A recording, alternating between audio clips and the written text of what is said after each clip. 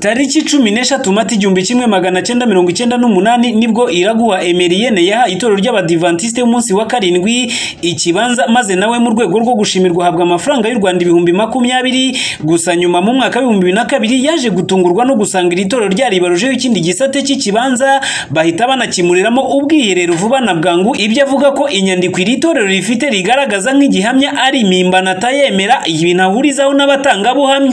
Ntabwo bikwiriye nk'abantu b'Imana kandi n'abahaye ku neza nta n'umwana uhari ngiye gusa witekereje n'Imana.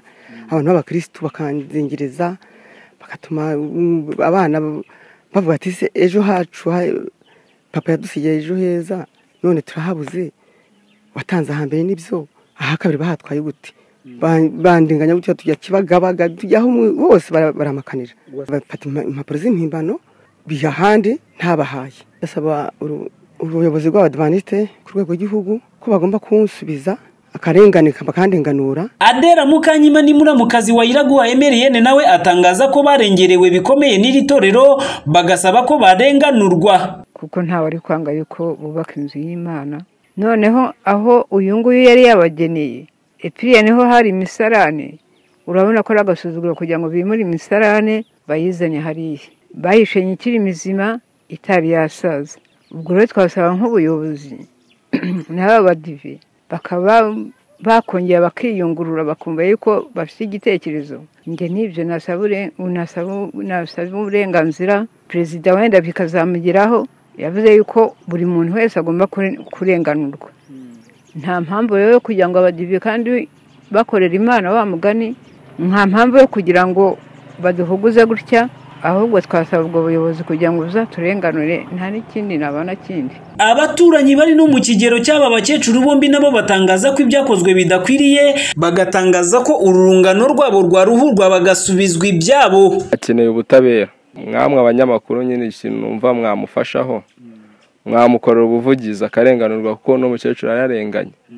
Yashatse nyine urusengero ko rujya bugufi nyine yuko ari ikibanza haye Imana nuko kuje kurenganurwa. Bagitwaye noneho bamaje kugitwara ubwo akajya bibabaza ariko bakanga kumusubiza neza. Noneho binda kujya no mu buyobozi. Ubwo rero umuyobozi niwe wagiye byumva ko barengereye kandi kuko bararengereye. Kurikije ko hari urusengero ruhereye no haruguru hose babibona baramurengereye. Tubona ko nyine nibo bahifuza bamwishyura noneho bagakomeza ubutaka ariko nawe ntarengane mubye kandi babona afite umwana ari imitungo ye. Ngiye ku ruhande mbibonaho ubutaka bwasitanaho bugarukira nta n'umwe utabizi nabo bamureganya baramuriganya babizi.